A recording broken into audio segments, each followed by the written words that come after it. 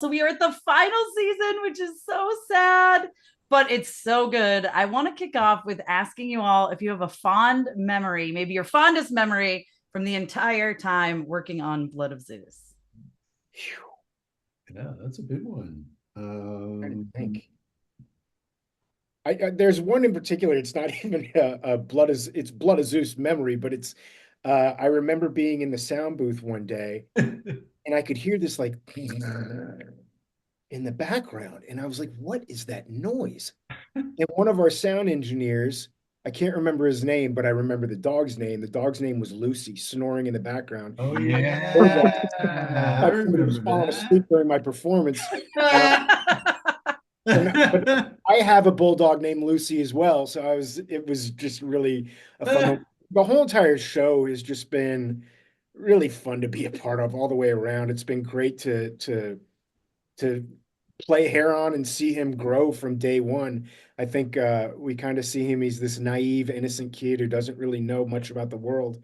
And by the end, he's, you know, godlike status or Yeah. God even. And yeah, he's a badass by the end. So it's and he knows things by the end too. He's well versed in humanity and how people work and emotions. And I don't know, all of it has been just a wonderful trip for all of us.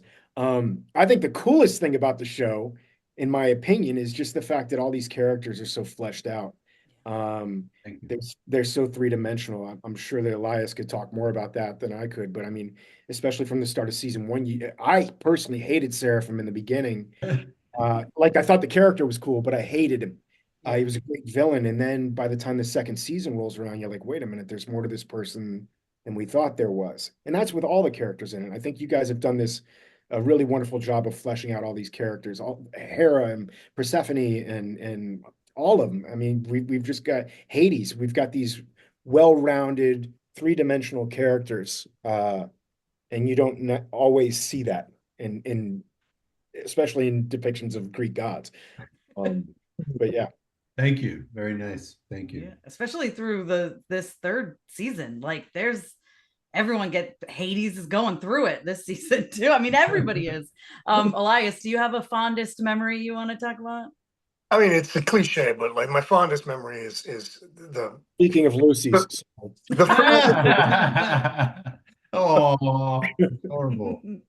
you know, the cliche of like the friends we've made along the way. Like I love these two guys, and you know, I've been touting Derek's talent forever, and so it's like that kind of thing.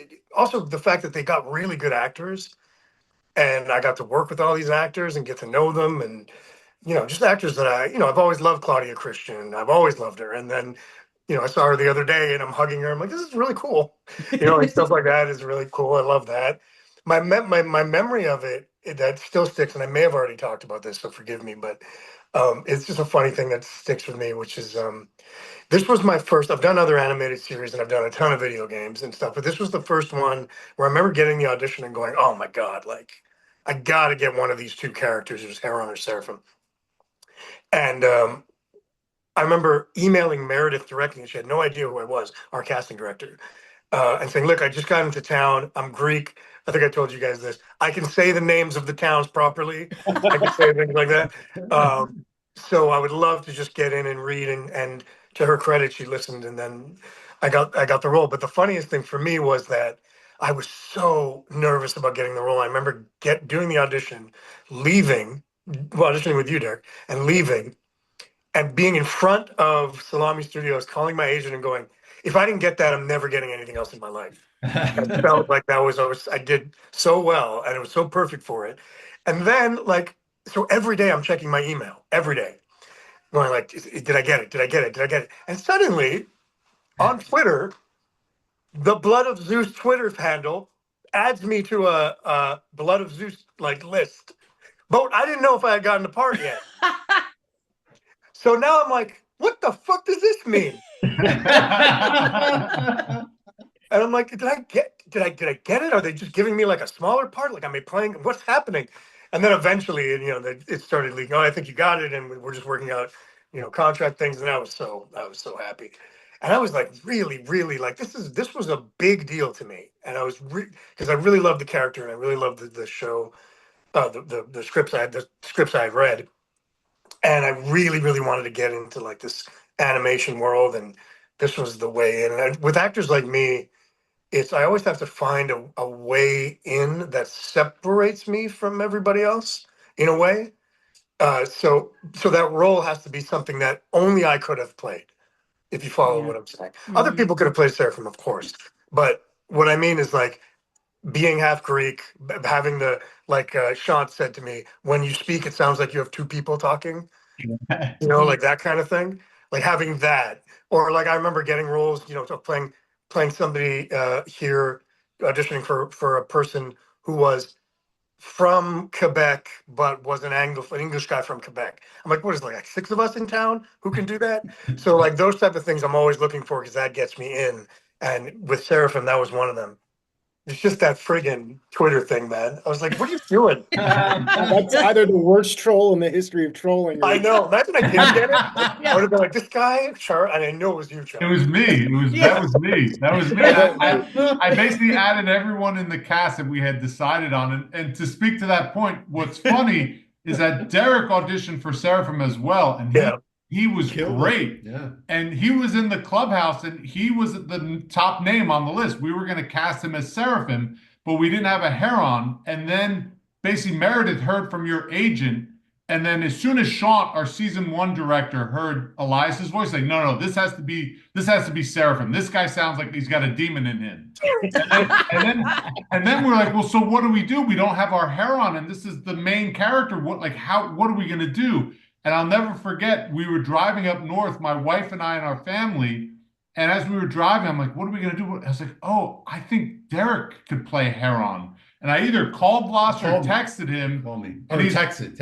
And he's like, that's a great idea. And then that's when we had you come in, Derek, to read with Elias. We just wanted to test it before we decided. Yeah. And then that's how you guys both got slotted in your roles. So I mean, I'll tell you, and I've told this story ad nauseum. I'm sure you guys are tired of hearing it, but when I went in, I auditioned for Seraphim. I auditioned for Heron. I felt really good about my Seraphim read, and they said, hey, can you stick around? We're going to have you read with this guy, Elias. And Elias read Seraphim. And I went into this thinking, I mean, I got potential to play both of these parts kind of thing. Like, it's mine to lose kind of thing. And then when I heard Elias, I went, oh, shit. Like, I can't do what that guy's doing. It's true.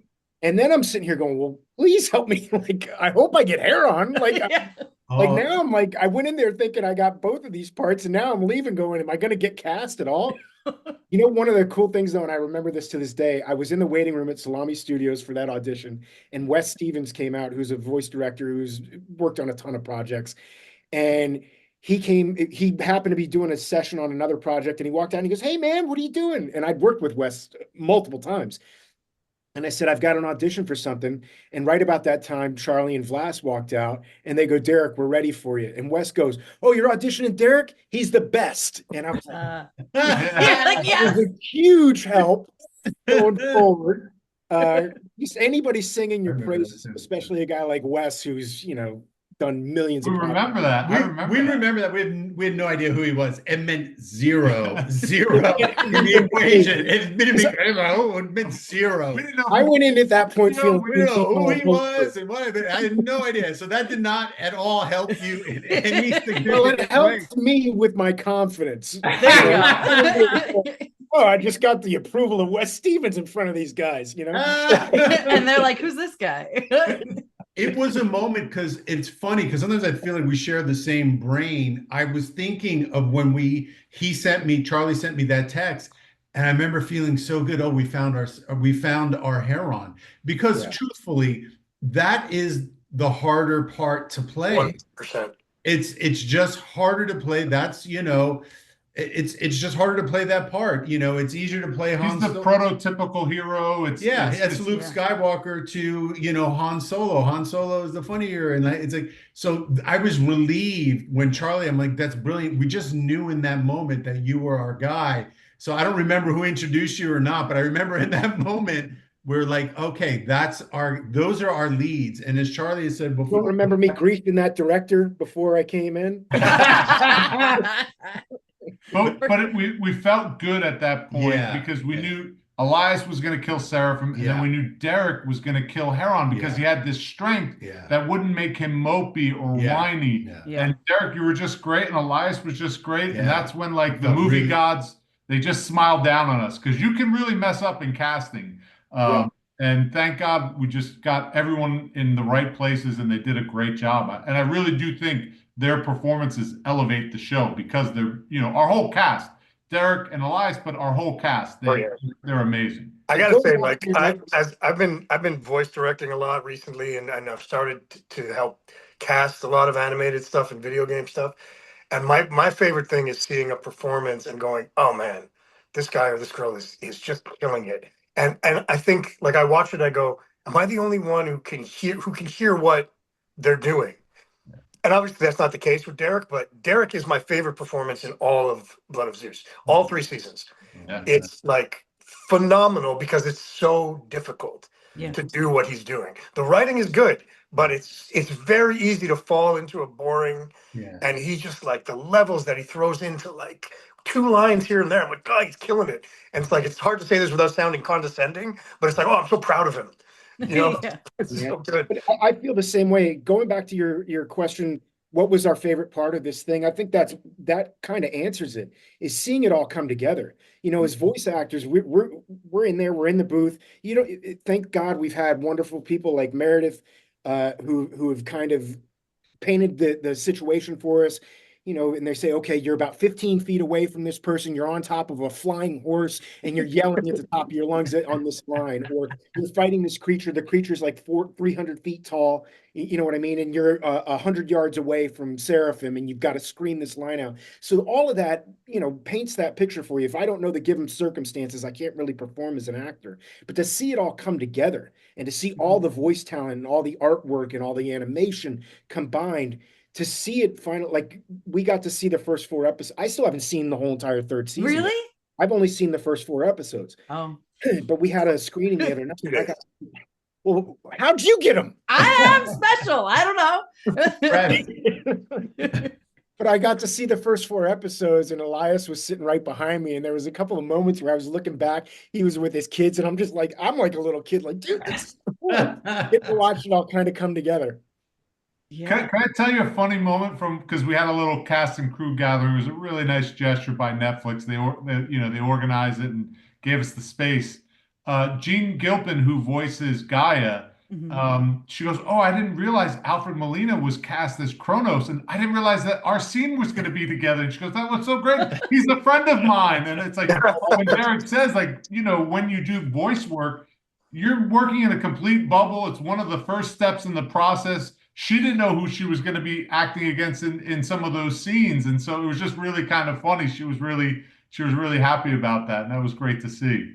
That's so funny. I love that. So for the 2 of you, Charley and Vlas, when you realize this is it, right? This is the final season. Was it hard for you? Because I'm sure you have so many things in your head of where you want to go. How did you whittle down like what we were going to see? Are there things that you had to cut? Yeah, the challenge always is, because we love all the characters, and we've said this before, you only have 22 pages at most when it comes to each of the episodes. So you want to delve deeper into all the characters. But again, our North Star, but you can't. Yeah. And our North Star always was, this is a story about the 2 brothers, Seraphim and Heron. And, that's what has to be at the focus. And then you kind of make decisions around that. But I just want to say, though, it has been an extraordinary experience working with the cast. Yeah. Like, the cast was so talented, and they elevated the material. And, you talk about like, well, that was definitely a moment to hear them do what they do and to elevate the material. That was very rewarding. And then I would say another time, and I'm not answering this question, but I'm getting back to your other question. But when we spoke to John from Netflix after season 1, and John Dudarian, who runs the animation group. Yeah, because before that conversation, we felt really good about what we had. We saw it. it moved us emotionally. That was very rewarding because it was the first time too that we were involved creatively from inception of idea to the finished product. And it really, we told the story that we wanted to tell. We felt really good about it. And then it really performed. John met with us 10 days after it was released. Normally they wait at least a month. Our, executive at Powerhouse said they never do this, but after 10 days, we got, the order for 2 more seasons. So then we had like 18 million, close to 18 million viewers. And just to see how happy he was one of the seminal moments. It was a moment that I remember just feeling so happy because also he took a risk on the show and it performed. And that felt really good. And there was affirmation, okay, that we're not delusional. If we can tell a story the way we want to tell it, and if it moves us emotionally, there's an audience for it. That was a really, really fond memory. And the thing that I'll say, Tessa, to answer your question about, having the series end here, listen, we always have lots of ideas. We had kind of mapped out a 5-season arc. The idea was that this was going to only be kind of like an opening skirmish with Kronos. Like the Kronos and the Titans were meant to be a 2-season arc kind of conflict and villains. And to be honest, Heron would have died in the 4th season if we would have gone 5. Yeah, okay. But there was a couple things that we always knew. You're always going to die, Derek. Always. Yeah, always. There's no getting out of that. Cold-blooded. We always knew that we wanted to see, again, as Vlas said, that, Heron and Seraphim go from adversaries to kind of see them kind of come together. That was something we wanted to always see. And we always loved this idea that Heron was kind of a forerunner that would help Seraphim turn from the direction that he was in, and that Seraphim would see from his brother, and learn from his brother what he should do. We always knew that the end was going to be in the Elysian Fields. Not, everyone should know this is a spoiler-filled. Yeah. I'm going to put notice on there. Don't worry. Yeah. But the ending with the 2 brothers being reunited with their mother, we always knew that was going to be the last scene.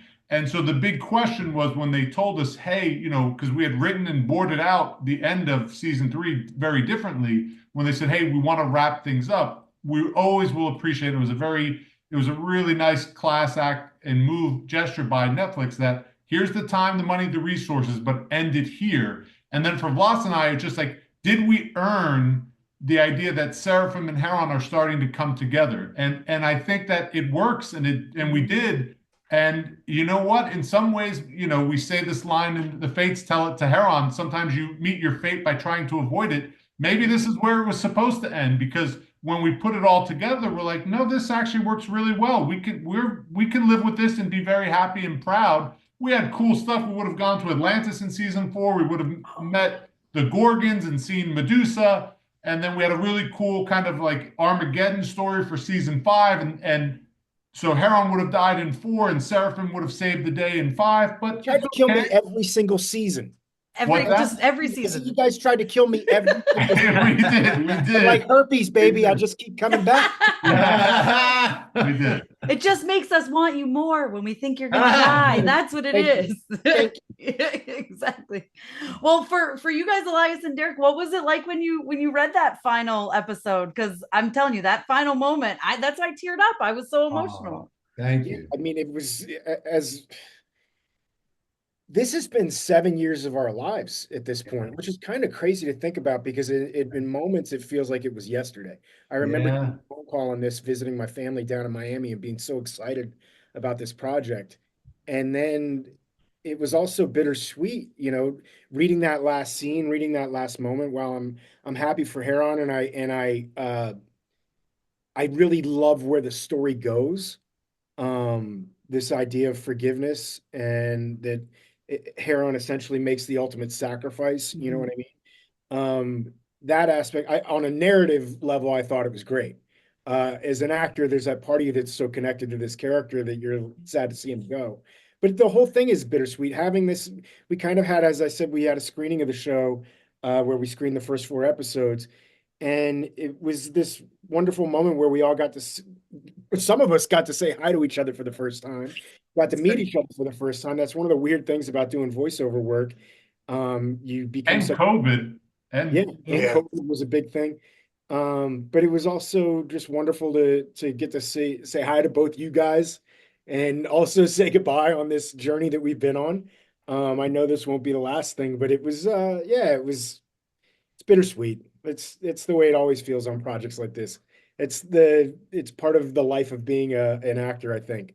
You make these really wonderful friendships and then you're on to the next project. Yeah. So true. So true. Yeah. Yeah, it was the same for me. It was you know, I remember doing the final just a little bit of additional dialogue and just going like, oh man, this is so cool. Like the big fight with Heron at the end, and then with the with Seraphim like running up Kronos' arms and all the thing, and holding the, which is going to be my wallpaper forever, the Heron. um, I remember just doing the ADR for that and seeing like the storyboards of it, the animatic of it, and going, oh my god, this is going to be so cool. And I remember thinking, oh, there's so many more places we could go. There's so much more we can do.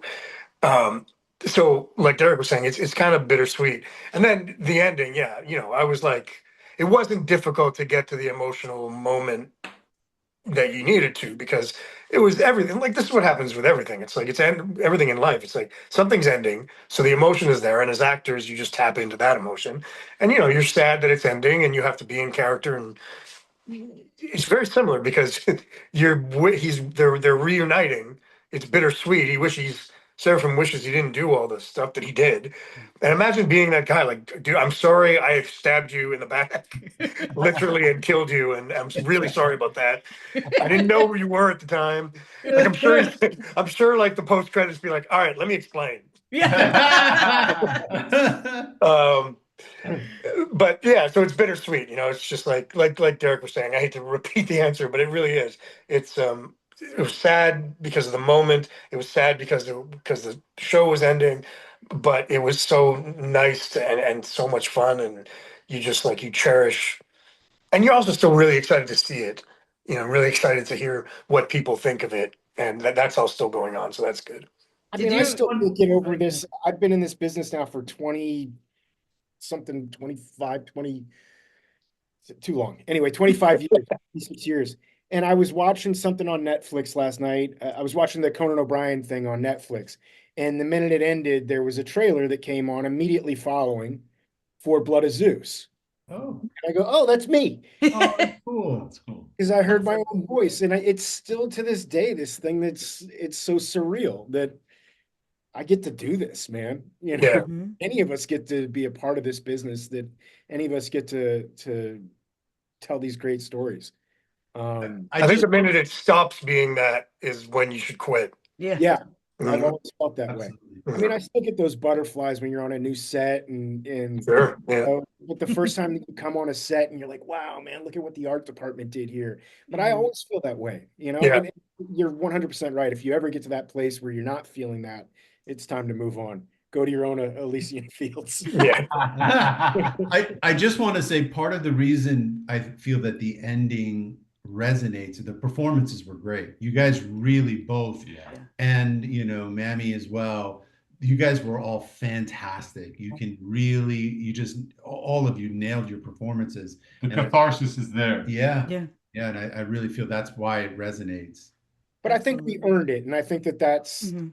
that's the biggest thing, that it Agreed. didn't feel like it was forced. It didn't feel like it was a square peg into a round hole. It felt like, especially with Seraphim's arc the past 2 seasons,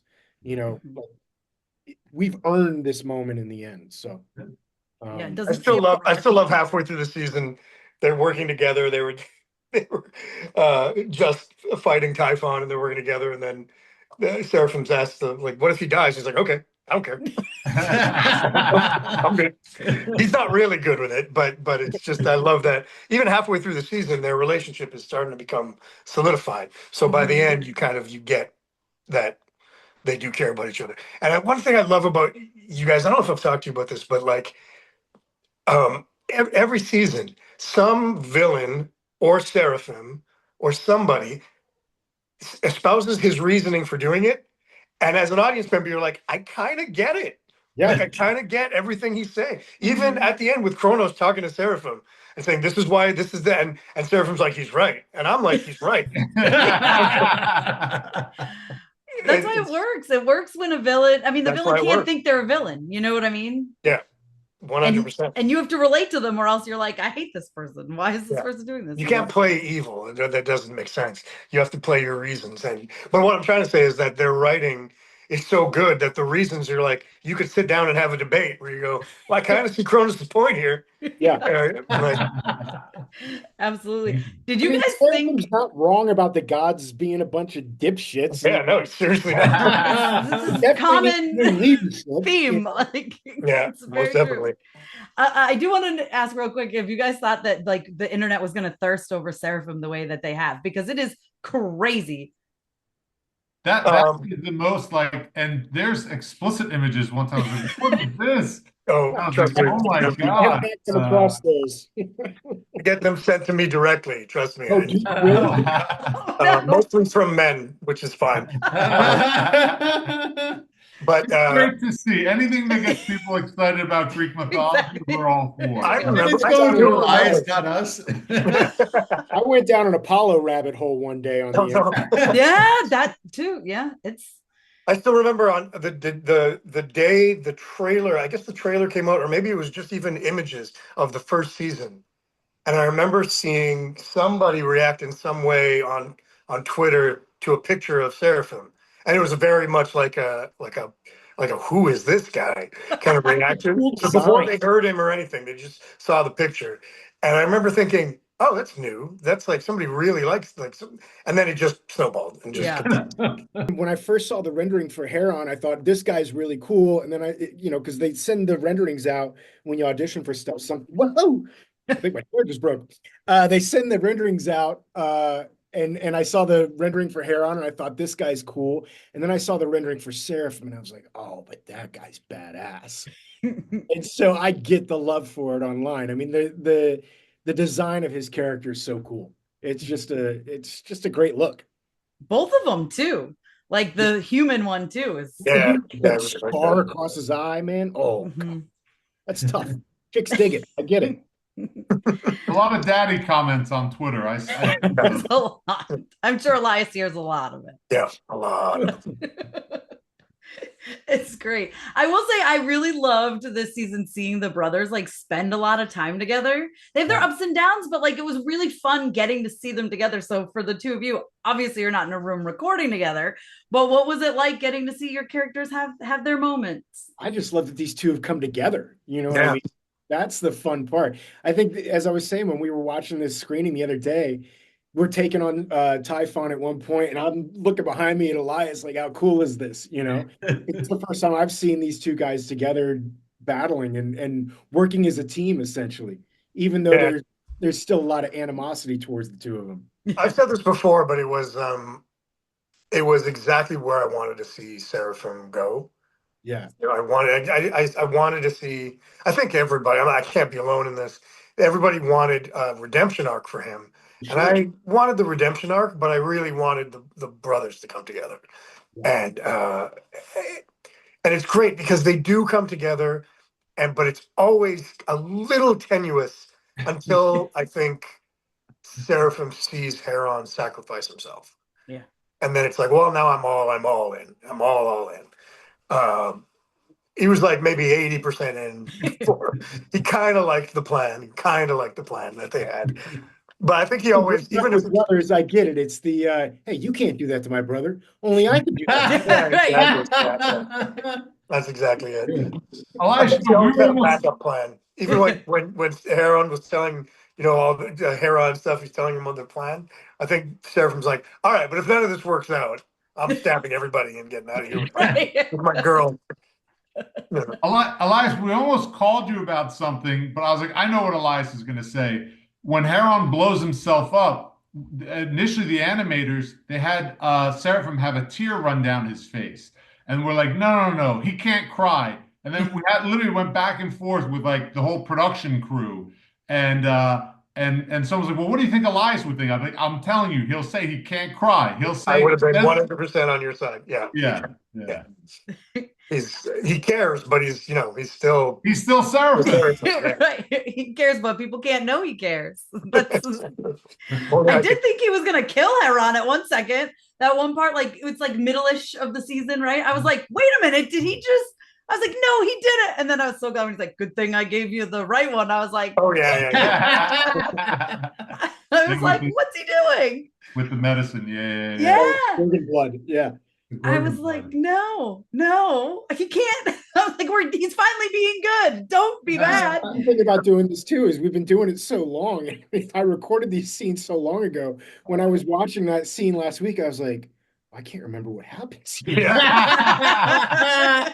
That's awesome. Do I die? I don't think people realize about voice acting versus on camera acting, because you don't have to memorize it. It leaves your head pretty quick. Yes. Like on the day you're doing it and you remember it, and then but it disappears. If you have to memorize it, it's when you watch yourself later, you're like, yeah, I remember the scene because I worked a week to get it into my head.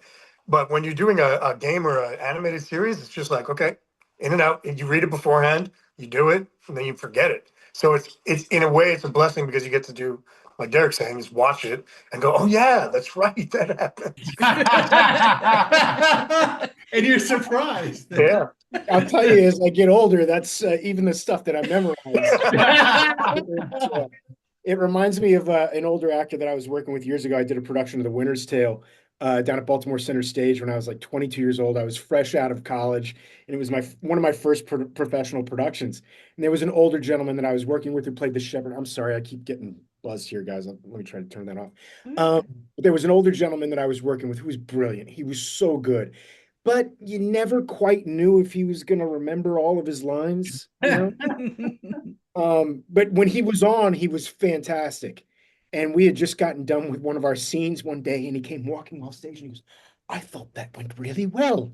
And I go, Larry, we skipped the full page. And he goes, did we now? And I'm telling you, as I get older, there's a little bit more of that But happening. Larry, I love it. He was so good, though. I mean, that happens. It's true. Like to go a little off topic, but like I'm watching The Last of Us.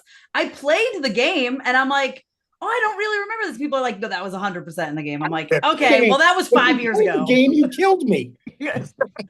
Derek, you voiced. That's you true. voiced Last I of Us. did. Yes. Yeah, I did some voices in Last of Us too. Oh, you did too, Elias? I didn't know that. I didn't realize that. Wow. That's fun.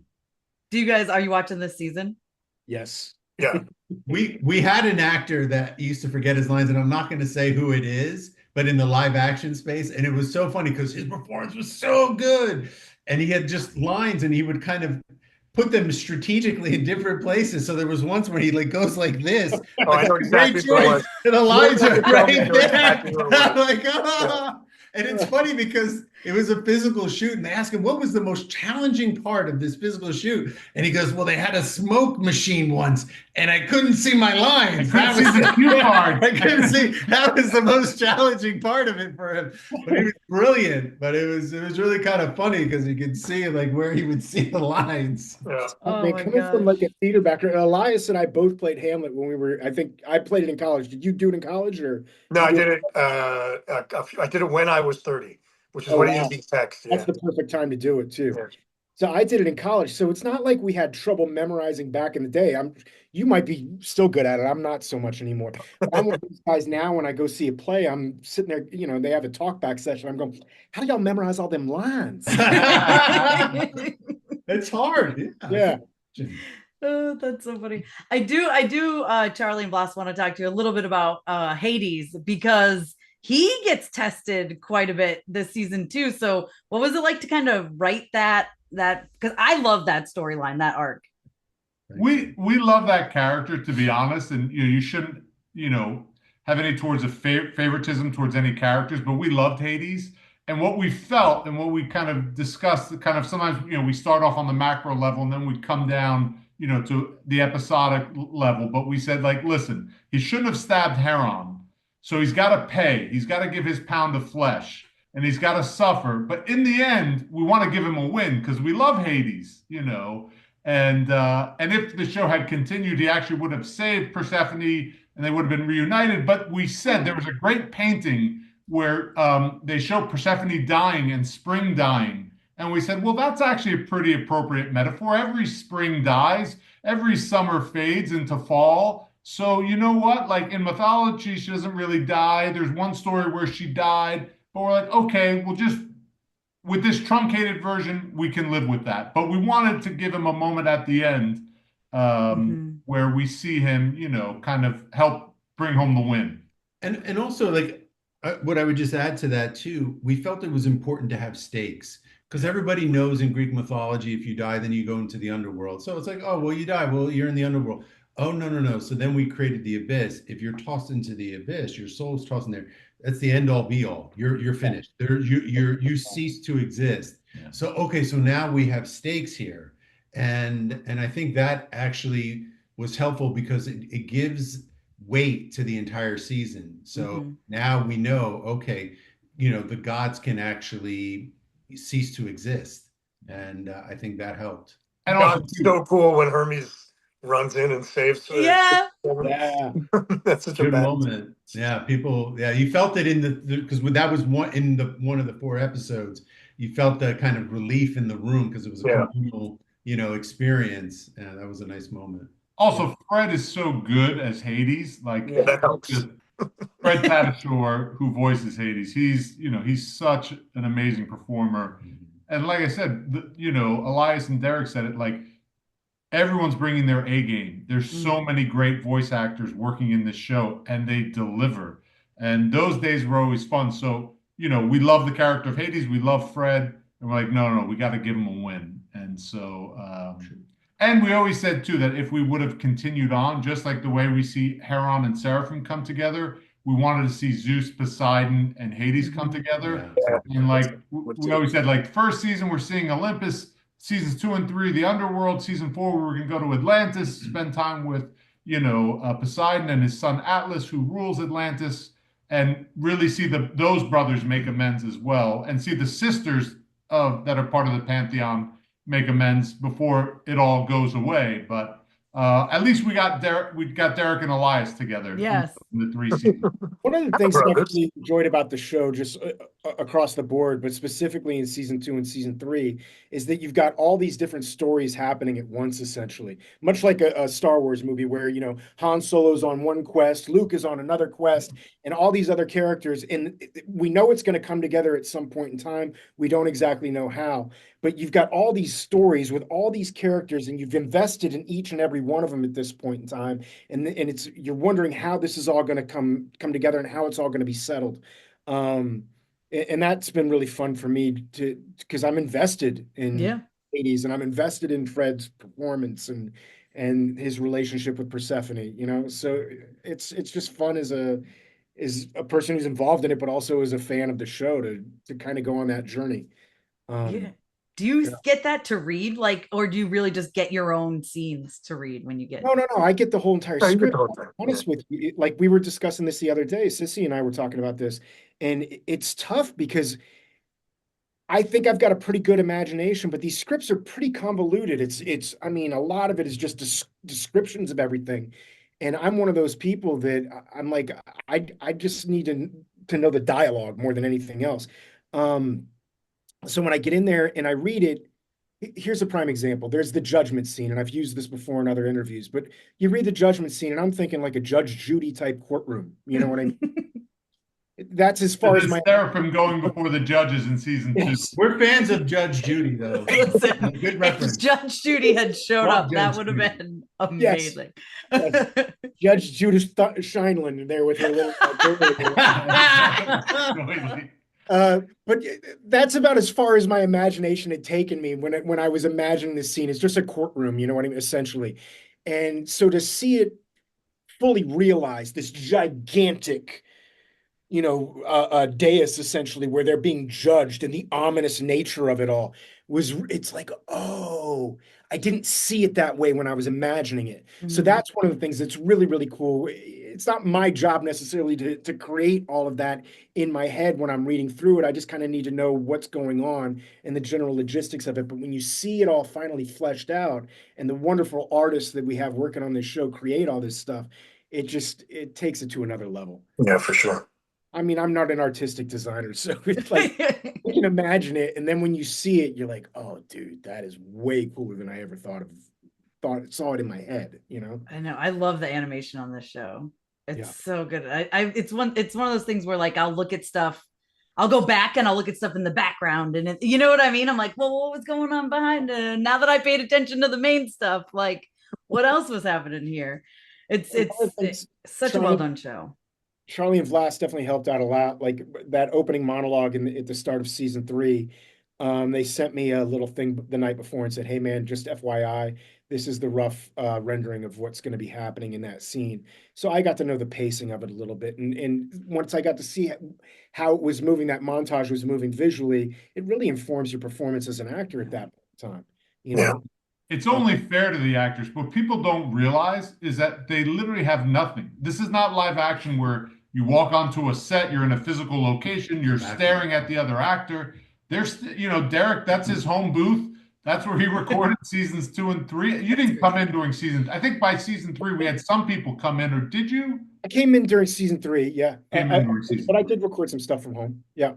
People were recording from home. They're running lines with Meredith. They see nothing, but they just, because they're such great performers, they create the circumstance in their mind. They understand the context of the scene, and they just create it. And then the magic is how it all comes together. But again, they bring it to life. The cast brings it to life. And because they sell it, and not that they sell it, because they're such great performers and they act as if these are really the circumstance, it makes you believe it when you see it all brought together. Yeah. I mean, you need the right actors. Like Heron could be a bratty little annoying character, and he's not, thankfully. So good job, Derek. That was the one thing I was trying to avoid in this. I saw a really wonderful performance about 20 years ago of Chekhov's The Cherry Orchard. And Chekhov was always one of those people that on paper I always loved him, but I never saw a good production of it, because you see all these actors going, "Oh, what's it like? I want to go to Moscow," and they're whining from the beginning. But if you start to play going, "I want to go to Moscow. What's Moscow like?" And there's an excitement in that person's voice, and there's an excitement in that person. And then when things don't work out in the end, that's what makes it tragic. Yeah. And so thank you for picking up on that. I was trying really, really hard not to make him a whiny little bitch. Well, you did it. So I didn't want to I just didn't want that. I didn't want to go into town and get some power converters. As much as I love Mark Hamill, I didn't want that moment. Yeah, no, I know exactly what you're saying. Well, before we wrap up, I would say, have any of you had a really good or memorable like fan interaction? Because I'm telling you, the fans for this are insane online, and I love it. I love how this show resonates with them as well. But is there maybe a memorable thing that sticks out? I mean, should I show you my email box of the pornography? That's your memorable. I know. I have one that I do a lot of Comic Cons and stuff, so I get a lot of. I thought somebody made me a coffee mug with Seraphim on it, and That's cool. yeah, there's always art and nice art, polite art given to me in person. Yeah, it's great. I love it. I mean, fan interaction is one of my favorite things about this show for sure. You know what was cool at Comic-Con? Was it? Yeah, Comic-Con last year. There was Andrea. She's a UCLA student who's graduating this May. Oh, yeah. She came to the panel, and the back of her leather jacket had Seraphim on it, and then she opened her shirt and it had like the Blood of Zeus characters, and then she had made her own personalized stickers for us to distribute amongst the cast, and that was like, oh my God, this is amazing. Like, she's a college student. She's busy with school, but she found the time to make her own Blood of Zeus merch. That was like pretty amazing. That was awesome. That was really cool. I think going back to what we were saying before, just the fact that any of us get to do this, I think it's so cool that, that you have an effect on people's lives, and that for maybe an hour out of their day, you get to take them out of whatever's going on. It's a way of relaxing, a way of not thinking about the stresses that we all have. And that's the coolest thing about getting to do this. I think you get to hear some really cool stories from people and how this show affected them, or they were going through something awful in their life, and this was just an escape for a few hours. But yeah, that was really cool at Comic-Con last year. You get to have That's that. cool.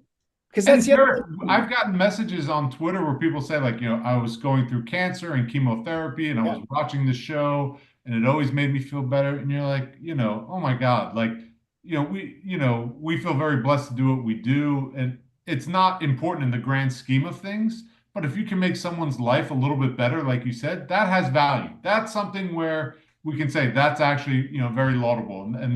And rewarding. It's very rewarding. Yeah. That's probably the most rewarding Sure. part of all of it. If you can I, just make them feel a It little bit better. reminds me of this moment when I was doing Friday Night Lights and Taylor Kitsch and I were walking to Crafty one day to go grab some food, and we were about to go shoot this really intense scene. And on the way back, he goes, "Hey, don't fuck this up.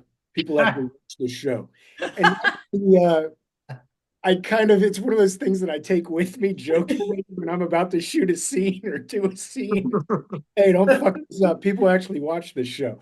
But it is one of those things because you have this tendency, as I said, I mean, sometimes I'm shooting this. Hey, I'm in shorts right now. And there are times I'm recording voiceovers, butt naked in my voiceover. So you have this tendency to kind of live in this void of there's an isolation in some respects, and then to realize when you get to go to a Comic-Con or get to go to WonderCon like we went to earlier this year, and you get to see the effect that this show has had on people, and that there are people that just love this show. It's awesome because it does kind of happen for us in a void. You can never, I mean, I remember somebody saying that there was we had some 18 million views on this show or something like that. Yeah. Season one, first month. You can't wrap your head around that. The human brain can't even process how many people that is. Derek, tell them where we're big at. Tell them where we're big at. Trinidad and Tobago, baby. Hey, Number We've been one. number one both seasons. Yes, I love it. But I mean, it's crazy to even think that there's that many people that are watching it. That as I said, you can't wrap your head around it, and it's this thing that you do that's a passion, and it's just so rewarding to know that there are people that are affected by it that love this show as much as we do. Derek, if we end up number one in Trinidad and Tobago for the third season as well, if we get the hat trick, I'm going to write their head of tourism to get them to bite down. They should. I know what they'll say. I guarantee you they'll say, "Yeah, I mean, Heron's great. Can you get that Seraphim guy?" No. Probably. Yeah. But they're so good together. That's what it is. One isn't as good without the other. You know what I mean? Right. Peanut butter and jelly. Exactly. Well, thank you guys so much for your time. It's always a pleasure to talk to you. And there's already reboots, revivals of things, so you never know. Maybe a spinoff down the road, maybe more. I'm sure you two have thoughts, right? So. Thank you for having us. Always a pleasure. Great to see you. So happy for your success too. And thank you. And just want to thank all the fans as well, because they've been great. And we're proud of the show. It is sad to see it end, but what we're proud of is that all three seasons are very strong. We have a great finale. Vlas and I, we were listening to script notes the other day, and the creator of The Boys was on there, and he said, listen, there's only, I can list on one hand how many great shows have had great finales as well. And it's hard to do. And what we're proud of is that we're all proud of the show, of all three seasons and how it ends. And we hope it's something that people will find and discover for a long time. And if they're getting into animation, there's somebody who's not even born yet who 20 years from now is going to be, oh, this Blood of Zeus show, it's so cool, this mythology thing. Yeah. So we'll always be proud of that. We'll always be able to say we made a great thing together. And that was the best part.